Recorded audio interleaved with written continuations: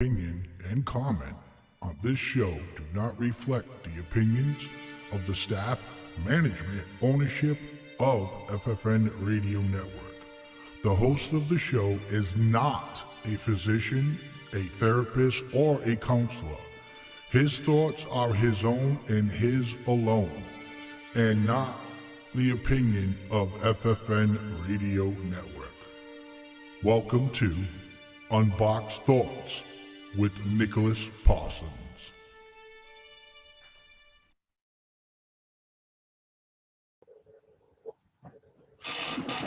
What is up, guys? How are you? Everybody have a great week.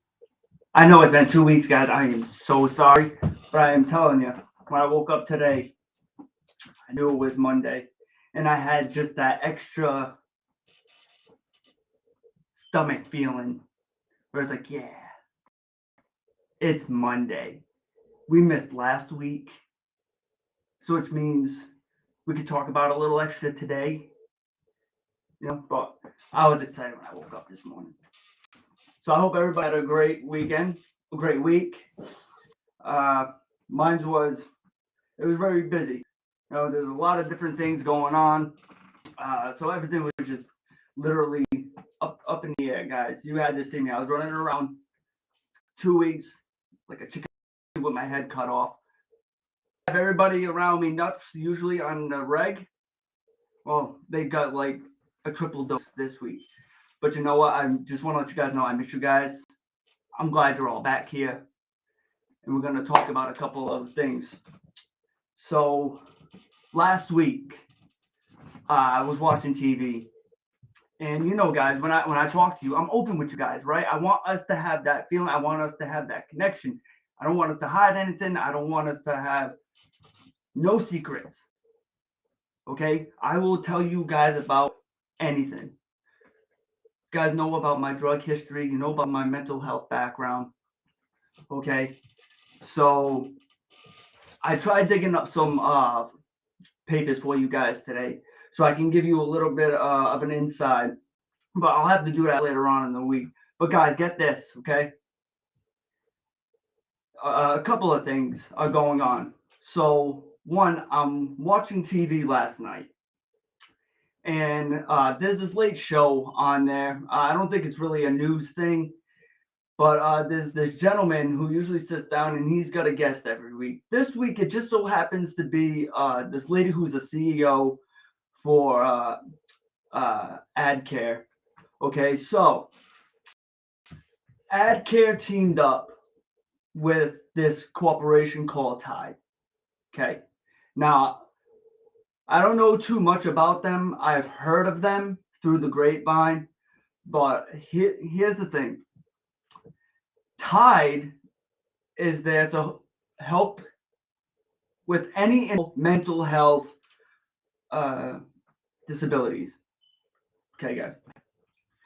Now, they deal with anything between, like I used to work in the group homes, okay? So we deal with different people with autism, behavioral issues, mental health issues. Right, guys? They can't get through, daily life tasks on their own. So Tide deals with them. Tide is also opening to having people with mental health issues come stay with them for a certain portion of time as a shelter type deal. Okay, bear with me, guys. There's two. And now number three. They're also offering to help people recover from drug addiction.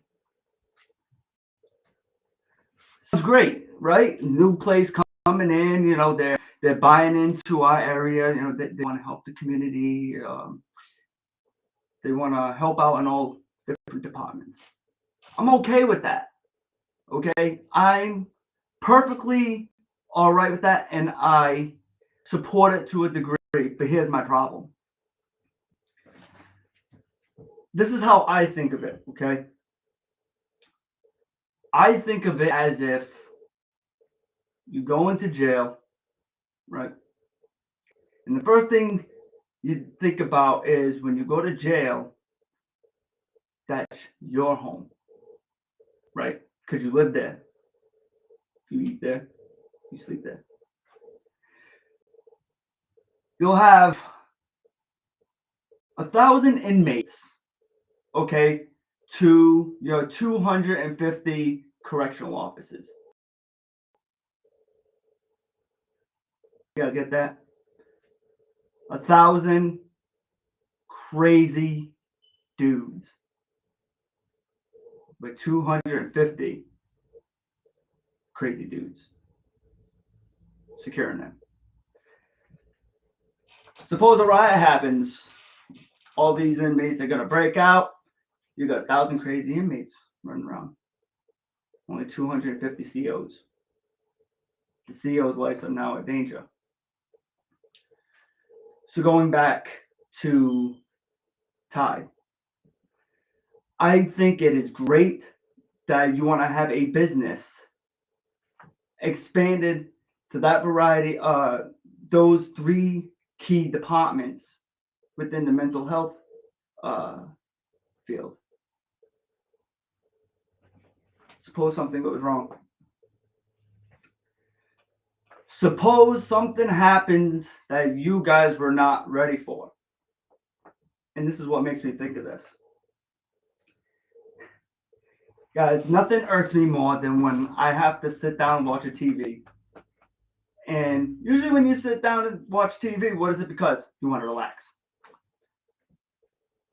I sit down, turn on the tube, and I see these rehabilitation centers like, oh, come to us. We'll get you clean. We'll get you better. Look at the view. Isn't it pretty? This, that, and the other thing. Fucking 5-star, dinner, meals, whatever the case is, right? Guys, I never had that luxury. I've been to rehab twice. Okay? And let me tell you something. Both times, it was the same place. But when I went to Bridgewater the second time, they ended up transporting me over to Plymouth. So I was in Plymouth for a little bit. Now, from being in these particular types of places, okay, these COs were treating us in the substance abuse center just like we were regular inmates. Want to know why? It's not because they didn't know how to do their job, because I'm sure all of them were very well. You're working for a state prison, you got to do something right, right? I got to walk around and talk to each one of these COs individually, especially my second time. My second time, I guess they knew me so well the first time. When I came in the second time, even though there's a couple year gap in between, and I felt like a frequent flyer in there. Give me a job right off the rip, Anyway, every single one of those CEOs told me the same thing. They don't know how to deal with us. They don't know how to deal with us because we're not inmates, we're civil commits. A civil commit is when you yourself or a close family member have you sectioned. Cops come to your house, the cops pick you up, they bring you to court, and off you go in the paddy wagon looking out the little window. They got, what exit we at?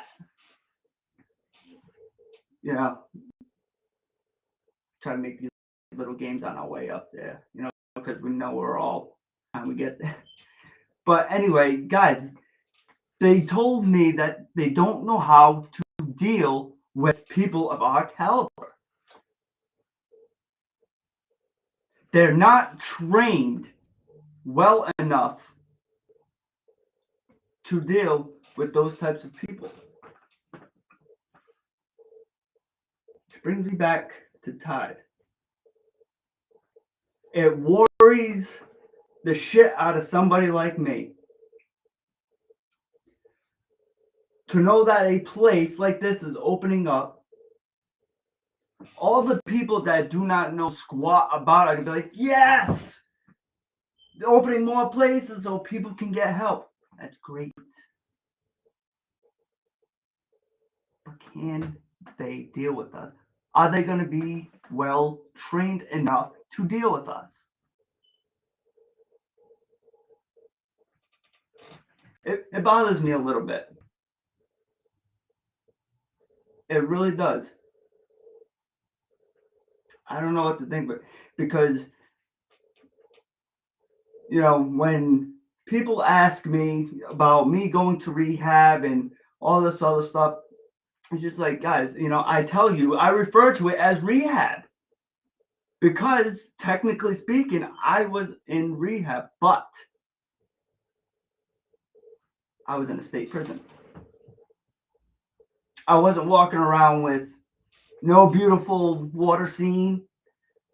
Wasn't able to walk around in my comfy clothes that I have. I wasn't able to smoke a cigarette.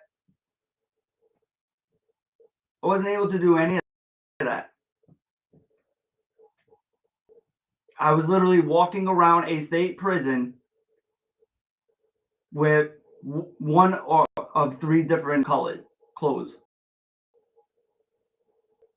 Walk you in, you're in your green DOCs. You're going to sit there and marinate for literally about a week or two because they don't really have no doctors in there to see you. All right, the doctors come and go at all different times. Okay. And then when they finally do come in and they clear you, they'll put you in your cranberries or you'll go into whites. That's crazy. It pisses me off knowing that somebody can say, I went to rehab, but I had a nice view. I got to do this. It's bullshit. It's really, really bullshit. All right, because let me tell you something. 9 out of 10 times of these places, they're not doing shit to really help you. They're really not. All right. When I was inside, we all had counselors assigned to us. Okay. My counselor, his name was Christian. I couldn't stand him. And let me give you another insider. The very last time I had seen him, I was in Plymouth already. I was in there for about a week. I met him the first day. Probably about like a week later, he came walking in. Guys, this guy looked 10 times worse than I had ever been while on shit. This guy walked in looking like the goddamn Hamburglar, cracked out. Then I was scared. I was scared because, oh shit, my help looks a hell of a lot worse than I ever did. Okay. I'm talking gray, guys. It took me to turn to another man in there. He's well known around the city. I don't even know if I want to mention his last name because I'm just going to butcher the daylights out of it. But his name's Michael. Michael Megzak or something like that. I probably butchered the daylights out of it. But that man was the one who I actually had to have faith in to get me out of there. You know, to help me progress so I can get out of there, I should say. All right, like with this guy, it was circus show that I've ever seen, and it was crazy because I told you guys before, when I was in there, me and my kids were both going through things. So at the time, I was trying to have my mother get custody of my kids. And just to make a long story short about that, my mother, she went to court. She got all the paperwork that needed to be done and whatnot, and then they told her that just needed the father's approval. They end up getting the paperwork to me. I sign it right off the rip. There you go. Get that over to the Taunton courthouse. Not once, but twice. With the courthouse name on the paper, where it's going. He sent it to the wrong place. Let me say that again. Twice sent it to the wrong place. So, having said that, I knew I was screwed. All right, my mother, the court date didn't go the way we planned for it. I ended up getting the phone call later on in the day. She had told me some things had gone on, and it was like, shit. But back on topic, guys.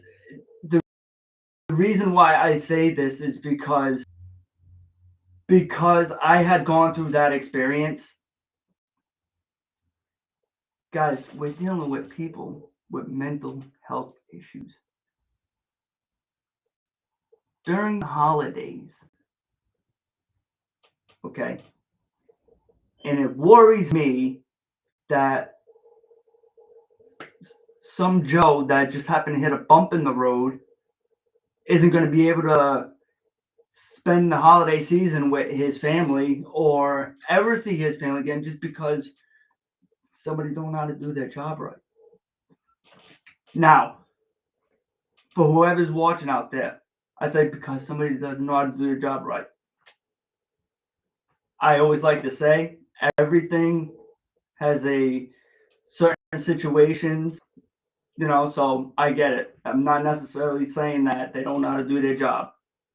So I just want to get out there right now because we all know it could be the other way around. All right, because we're not easy people to deal with either by any means necessary. Okay, and I know this. All right, but I'm just saying.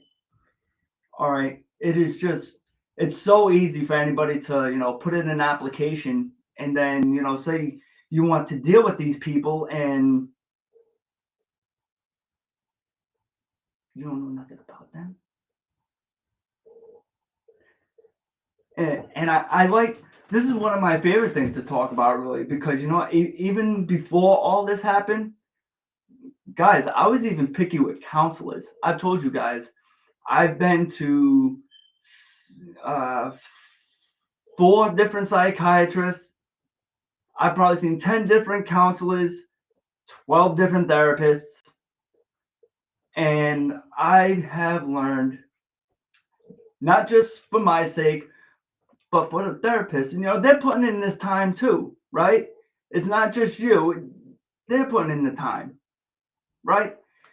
So I interview counselors. Or when I don't go to counseling anymore, but when I did, it was like I was the one doing the interviewing. Why? Because I don't want anybody that's book smart. Hey, you went to school for how many years that you went to be in this field and whatnot. Hey, it takes a heart just for you to do that. But I'm going to tell you something. If no other addict is going to walk in here and tell you, allow me to give you some inside information. I don't want you to help me. I don't think you can help me. And I'm going to spare both of us the time. And I'm going to say, I'm going to move on to somebody else. Why? Because I need somebody who's been there and done it. Your college credentials don't mean squat to somebody like me. And I say that with all due respect, right? I say that with all due respect. My heart goes out to anybody who wants to do this type of work. But we're not for each other. I need somebody who's going to tell me they've been through this, that, and the other thing, and then them put their foot in my ass. So that makes me see clearer, so I can get my ass in gear to go do what I need to do in life. That's how I feel about that. But if this video makes its way down the line, I'm not knocking nobody, but I'm just letting know. That's just how I deal with things. Now, this brings me to another point. If I could just bring up my producer, he's going to play us a video, guys. I was watching, once again, guys, blame my mother for this. My mother was watching the talk, and there was something that, once again, the lady had said, and, it just triggered me to, go on Google, and out of all things, it pops up what I'm looking for on TikTok.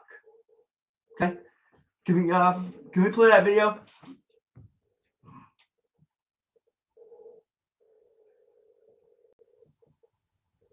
What's up, y'all? I'm going to try to make this fast in this video in this 3 minutes. Guys, We're going to make this video to treatment centers. So all of you addicts out there, share this video. Share, and let's get it out there. Dear treatment centers, number one, you've got to stop controlling your addicts that you are trying to help. Okay? Addicts do not like controlled environments. And there's a thin line, a boundary line that you need to set on this control. Okay? Number one, smoking cigarettes. My doctor told me, Stacey, you do need to quit one day, but you got to work on one addiction at a time.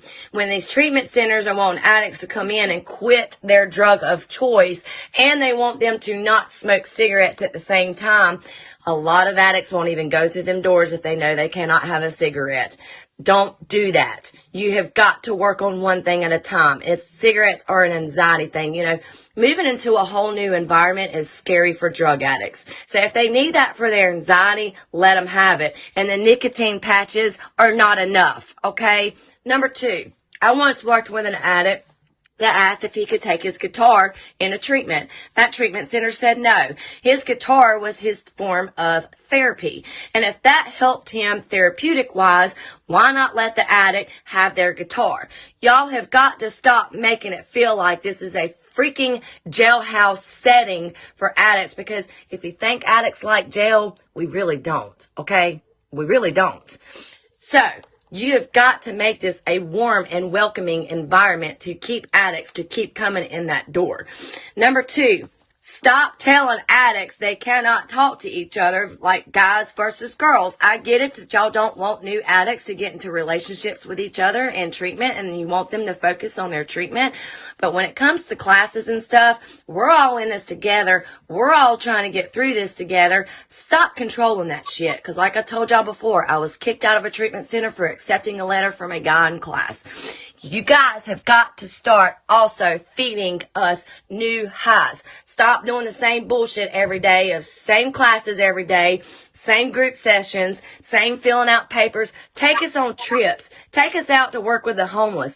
Get us out there doing stuff. Feed us new highs. Because if you're not feeding us new highs, of course we're going to go back to the high that we know and that exists that we're trying to run from. You have got to feed them new highs. This is not supposed to be a jailhouse, schoolhouse setting. Yes, you need to educate us. But at the same time, you also have to feed us.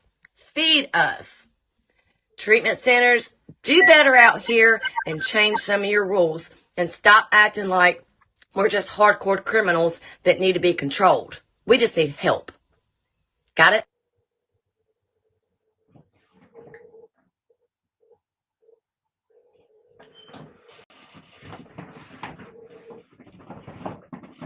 that is as close to spot on as you could probably get. Okay? Because, like I was saying before, guys, I've told you before, I have done some crummy shit. I have robbed loved ones that mean more to me than anything. I've done some bad shit. And it was all for the wrong reasons. But when you go away to get help, it is very important to make sure that the establishment that you're going to has the proper care for you. Okay. Now, in my situation, okay, it was almost like my mother knew I was in a bad situation. All she knew was that she needed to go and get her son help. She knew her son had a job. She knew her son had bills to pay. She knew her son had children that he needed to provide for. But she also knew that I couldn't get nowhere unless if I got help. And the place that when they send you to Bridgewater, man, and it's not like you have an option. You do not have an option. Wherever that judge tells you you're going, you're going. And what are you going to do about it? You're in the courthouse. You're cuffed. You ain't running out of there, buddy. So, when they tell you you're going to a place like Bridgewater, Plymouth, I don't know if Plymouth is even still open. When I had gotten there, it was fairly new and there was already talks of it being shut down, that section. But regardless, okay, we go to these places to get a better sight of life, okay, a better perspective of life, to give us hope that we can hopefully one day change, make a difference, and give back to the society that we took from. Right, guys, because we've talked about this before. Right, I've said it before, guys. For anybody going through your rehab stages or for any faults that you had done, I tell you guys, and I can't stress it enough, guys, your time, to me, of being given shit, it's done. It's now our time, our turn, I should say, to give back. All right, I've said it before. The world don't owe us shit anymore. When you go down that road, yeah, they're coming back, but you gotta earn everything now. As if you having to earn everything before wasn't bad enough, it is now 10 times worse. And why we got ourselves there, but we can dig ourselves out of it. We just need to make sure that, number one, we're ready, right? That's where it all starts. We got to be ready, okay? And number two, these facilities have the help we need. You know, I think about it every day because I still have friends, guys, that go through this shit. You know what I mean? Of course, I cannot turn my back on them. Why? Because I've said I have probably around 4 or 5 good people around me that they hold me close to them. And you know what? I have to hold on to them just as tight. All right. So, guys, we are going to take a quick short break. All right. And then when we get back from our break, I want to talk more about what the girl had said as far as, how it should be inside these rehabilitation facilities and steps that, we can take in order to, look at different perspectives on, where we could possibly try to get ourselves into different sources and stuff like that. All right, guys, I hope you're all enjoying the show. Stay right here. We're going to be back right after the break.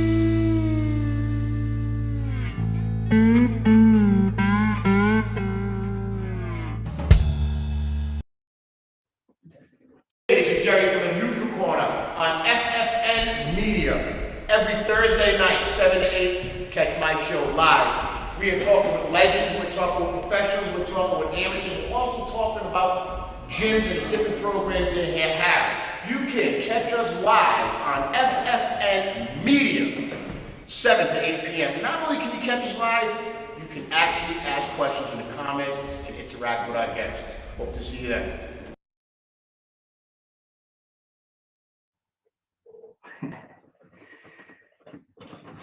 That's a good one. Everybody, you guys all see that commercial? Guys, that's Jerry Souza. Jerry runs a show on this network on Thursday nights, 7 o'clock, called The Neutral Corner. Let me tell you something. If there's one person that I could probably name, like outside my circle, that I had met and could just really, draw that motivation and get the juices flowing, and it's Jerry. Jerry could freaking motivate a goddamn rhinoceros to probably go take a goddamn swim. All right, Jerry is a great dude. All right, so Jerry, if you're watching, much love to you, buddy. You always appreciate it. So now I want to go back to the video, okay, that we all had just seen. Guys, it is very important that when we're going in there to get help, we're already going in there for one thing, right? We're going in there to get clean off the opiates, off the booze, whatever we're going in there to get right? But just like anything else, unless if you're like me and you let your ADHD take over and then you want to still do 1,001 things at once, if you mastered it, good for you. I guess practice does make perfect, because I swear to God, that's me. All right, I gotta do 10,000 things at once. That's just how I roll. But having said that, we're going in there to get clean. I think it's very important that if you're a smoker, let them smoke. Because I'm going to tell you right now, you think it's bad by us going in there already under the influence of something, then you're going to deal with us withdrawing, which that's always fun, all right, depending on what the fuck I'm telling you, I know I was bad, all right, they had to put me in the goddamn hole for fucking 2 days, all right, that's how bad it is, all right, but I'm saying, I'm a smoker, put a cigarette in my mouth, let me have a cigarette, I bet you any money, it's probably going to be 15 to 20% more of a easier time for you to have to deal with me than, and then because I'm already all over the place, and I'm already in a different environment. I already don't know nobody here, so I don't care about anybody here. I have no issue with making a fucking scene. I don't. You guys, I got arrested. I got thrown in here. Guess what? We're all together. It doesn't have to be like that. It shouldn't be like that. Okay, so yes, I think it is very important, all right, at any mental health facility. Guys, not just for treatment centers, okay? And I cannot stress that enough, guys. I don't want you guys to think that it's only just for drug abusers. Any type of mental health illness, guys, anything. Okay, it's to make the job easier. Oh, well, you bring them in here and you think we're going to baby them also by giving them a cigarette? Dude, you're not babying us, bro. We're not cons. Maybe some of us are. But no, right now we're not.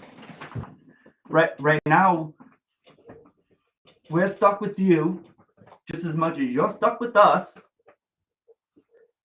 And we've got to find a way to meet somewhere in the middle to have to deal with each other.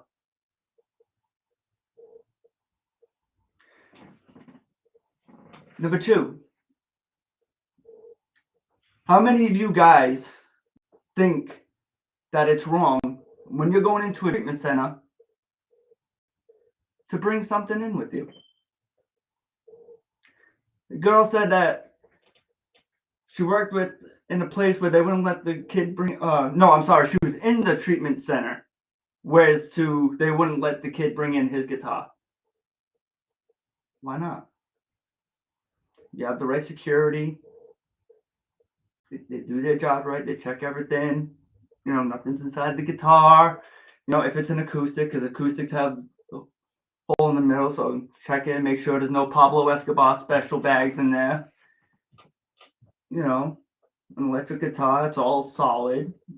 Check it out. So what's so wrong with that? A guy goes in, and he wants the color. He's a good drawer. God, this is another thing, even if they can turn around and then say, we have our own pencils here, or we have our own, but you know what? Some people get, my brothers, both of my brothers, actually, I should say, they're both phenomenal drawers, okay? And they'll draw with a regular pencil, but like the sets that they get, to do their stenciling and their shadings and stuff, dude, that's a big deal. Like that, it's crazy. I used to draw a little bit here and there, so I've gone way out of touch with it and whatnot. But yes, if they have a favorite hobby, one, or it's not like, have them bring in 1,001 different things like they're officially moving in. No, dude, nobody's saying that. But what we are saying is make the relationship between us better. Make it easier. Okay? I'm sure you didn't want to wake up to have to come to work today to have to deal with me. And let me tell you something. I didn't want to have to wake up today knowing that there was going to be popo at my house, bring to court, me marinating in court for about 5 to 6 hours, and then still have to take the hour ride for me to get here, and then still take another hour to be dressed, processed, and everything before I even hit the unit. I didn't ask for all that. Maybe in a sense I did, because of what I was doing. But I'm saying in that particular moment, I wasn't asking for that. And then say, hey, man, I'm going to wake up today and call my mom, and maybe I'll have her get me sectioned. I got nothing else better to do, for the next month. And so I hang out in the courthouse for a couple hours and see where the judge throws me. Maybe I'll meet a cool CEO named Louie, and we'll become best friends. He'll make me a worker so I can get 6 meals a day, 2 breakfast, 2 lunch, 2 dinner. Canteen's gonna be rocking this week, baby. No, I didn't ask for all that. And they didn't either.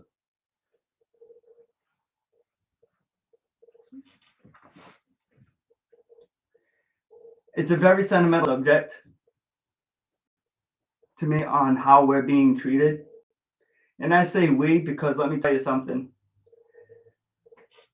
I've said this before, and I'll say it again.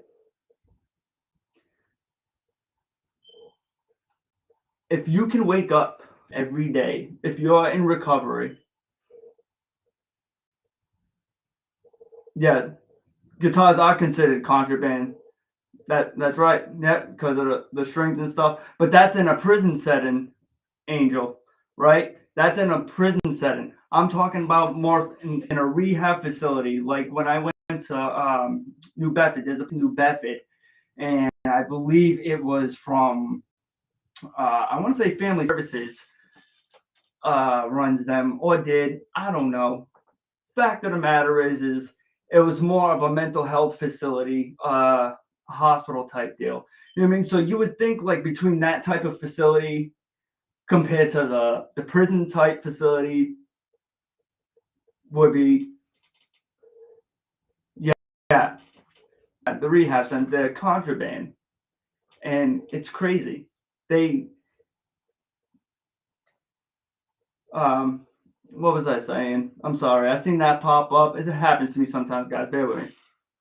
So, yeah,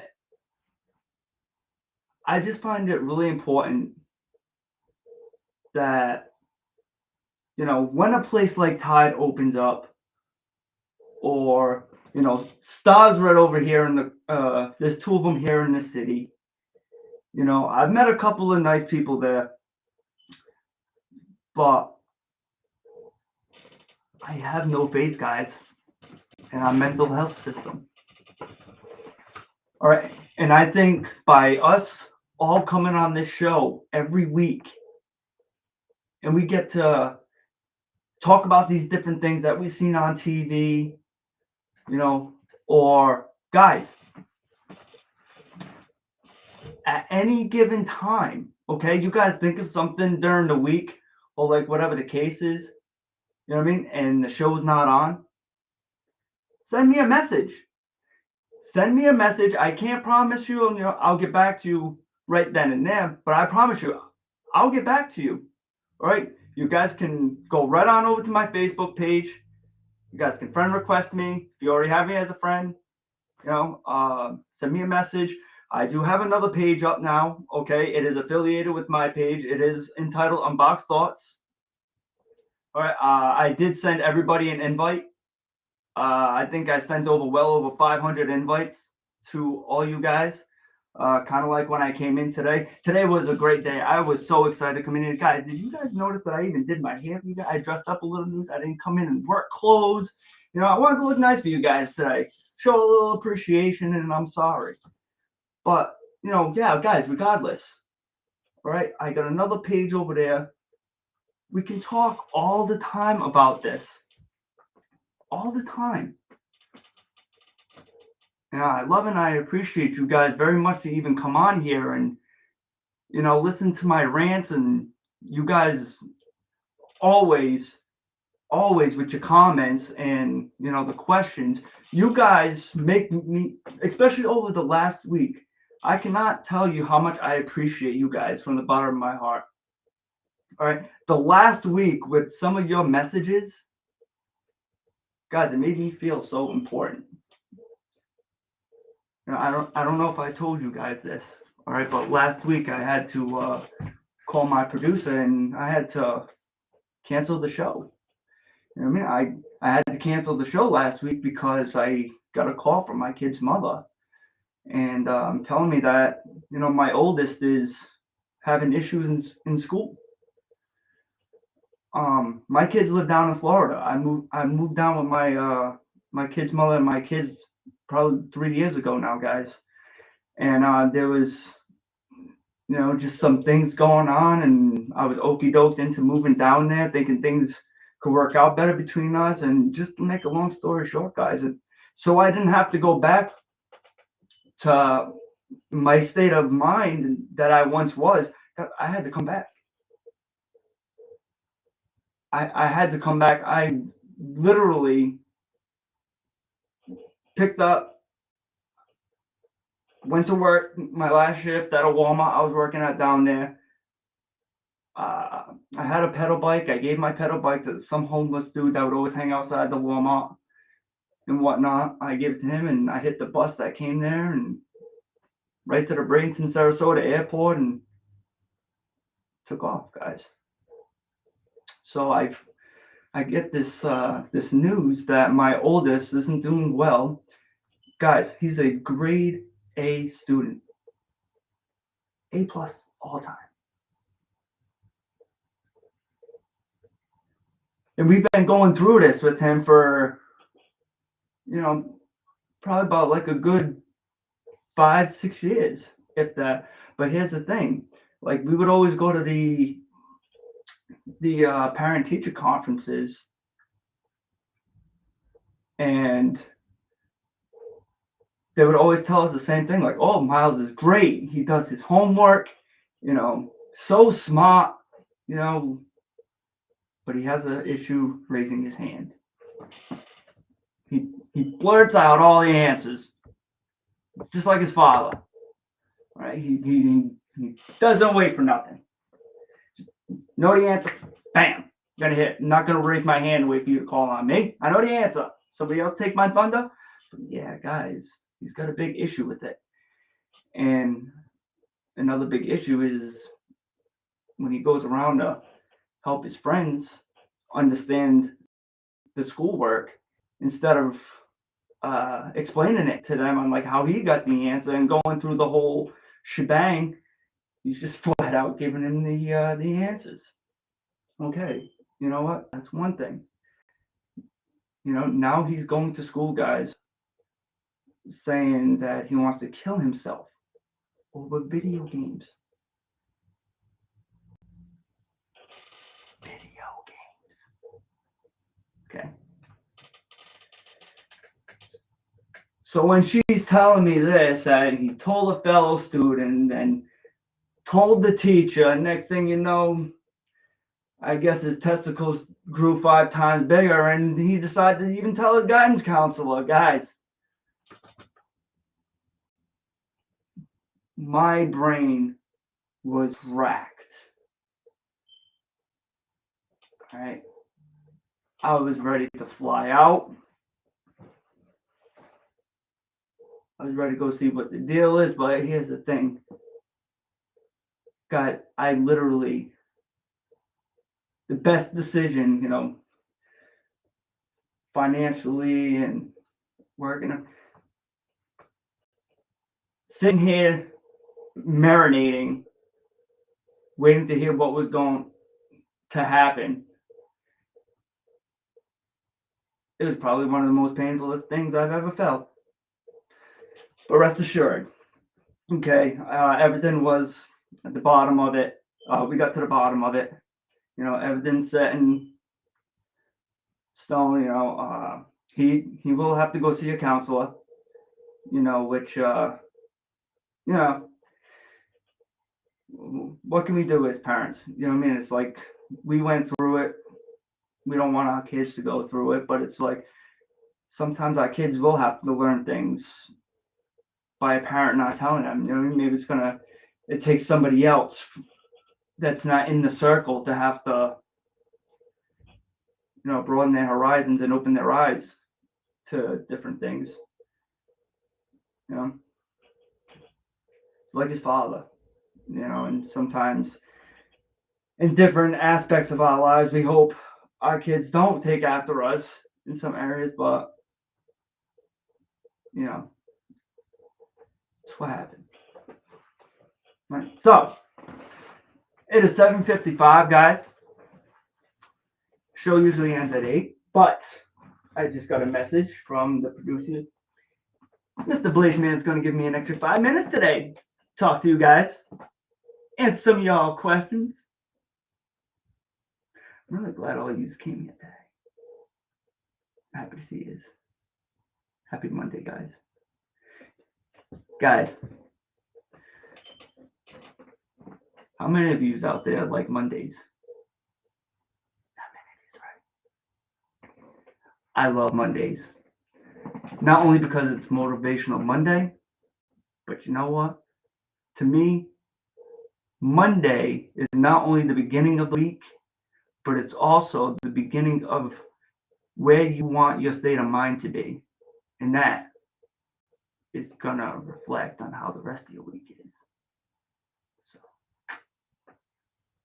hope you guys all had a positive day. So, Jolie. I love Jolie. Jolie is amazing.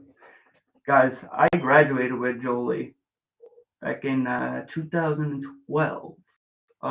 2012 for a medical assistant. She's here every week. So if you guys know Jolie, tell her hi. She's an amazing person and an amazing mom. So Jolie says, have you ever heard anything about Teen Challenge? The name is misleading, but for all ages. I was curious because I heard good things about them, but someone has been there. I would like to hear their view on it.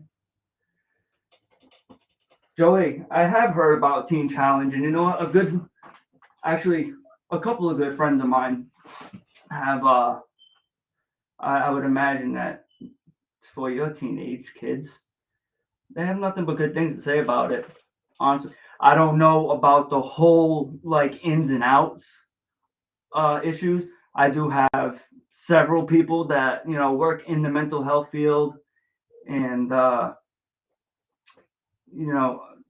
different areas. So I can definitely ask around for you if that's something that you'd want me to do.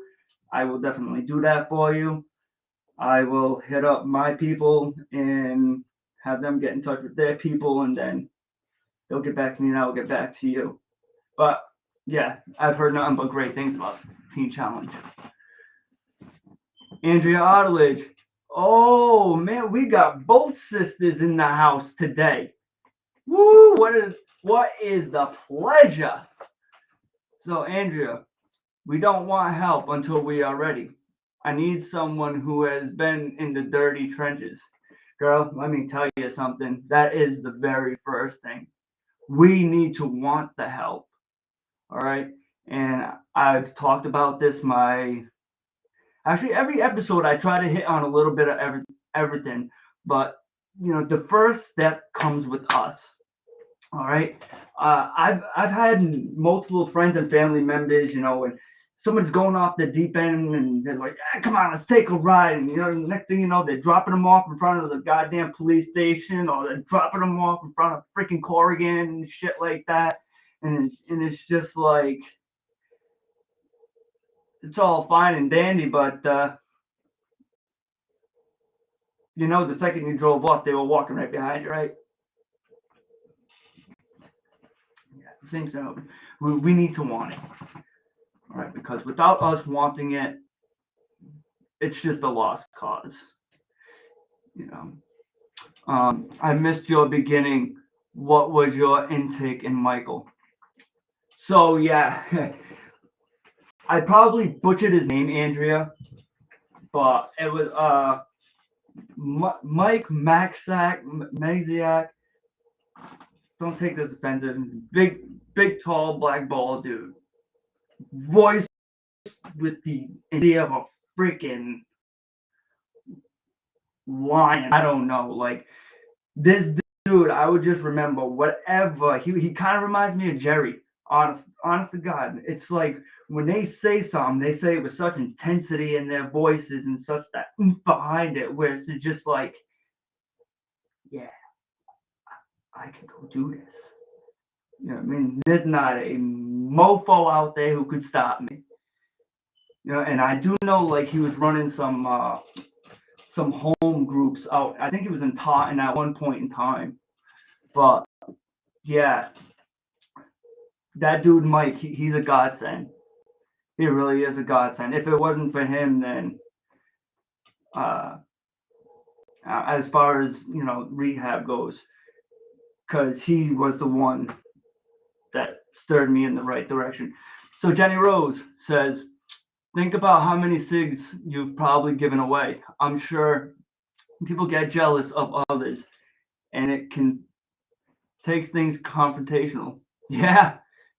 While I think they should be able to smoke, it's probably easier to prohibit them than monitor and deal with it. You know, and yeah, you know, you do got a point. You know what I mean? You do got a point, but this is how I look at it. I look at it is they're already dealing with enough. Like, going back to that place that I was talking about in New Bedford that's ran by Family Search. I think it's ran by Family Search. Don't quote me on that one. It's in New Bedford. But what they did was, like, we were able to go out this little side door, and, you know, they had this, and it was all like caged off. There was a cage fence and shit like that. And then they had, you know, the cameras, and you know, there was only, I think, like 10 of us in there in this particular place. So I'm sure no matter what rehab facility it is, it can take us all out periodically, you know, whatever at a time, you know, 4 or 5, you know, come up with some schedule to, you know, such and such is gonna, you know, have a cigarette at this time, you know what I mean? Or, yeah, you know, I'm very sure there's ways to break it up. So, what else have we got here? Jolie says, it was not for me. Just asking because it's supposed to be a good rehab for other people who need it. Yeah, absolutely. You know, to me, there's not enough places. Okay? There's not enough places, and there's not enough resources. And like I said, what gets me the most is when you walk into these places, you want to feel safe. You're already out of your comfort zone. Okay? I think that's probably why I feel so comfortable going outside my comfort zone. You know, so I guess in a way, it kind of helped me, you know, but, you know, they're not all that bad, guys. So I got one more. So Jenny Rose, she says, it's lame. That's probably how they think of it. I think they should have 7 to cigarette breaks. Honestly, people would likely be a lot calmer and attentive in a group material if they simulation cigarette first time. I agree with what you said. Yeah, absolutely. You know, and like I said, anything to make both sides easier, guys. Both sides. It's not just cater to us. All right. But let me tell you give us a cigarette, we'll cater to you a lot better. I'm telling you. You to me, all right. My dream rehab, if I had to choose, all right. Very simple, all right, because I'm already gonna be in there. I'm gonna do the classes and stuff like that, and we're gonna talk about the classes, guys, that they offer inside rehabs next week. I'm gonna look for the paperwork, but yeah, give me a coffee. Actually, we can't have coffee, guys, when when you're, probably be caffeinated. But give me a cigarette, dude. You know what I mean? And a generic cup of coffee and some cornbread. Be all set, man. I don't know what it is, but the cornbread in those types of places are freaking ridiculously good. And no type of bakery can touch them. That includes Lenny's and the one down there in Somerset, Swansea, Grove area there. Right? Can't beat their cornbread. But guys, that is all we got for this week. All right. I cannot tell you guys how much I appreciate you all coming here. And then to see the new people coming in, I love you guys so much. All right. But hey, make sure you guys all come back next week. All right. I appreciate your messages. I appreciate your comments. Everything is great. But come back. Let's keep hanging out. Mondays are great, guys. And you know what? They're only going to make every other day better. So until then, I love all you guys. Be safe. And I'll see you guys next week. Love you.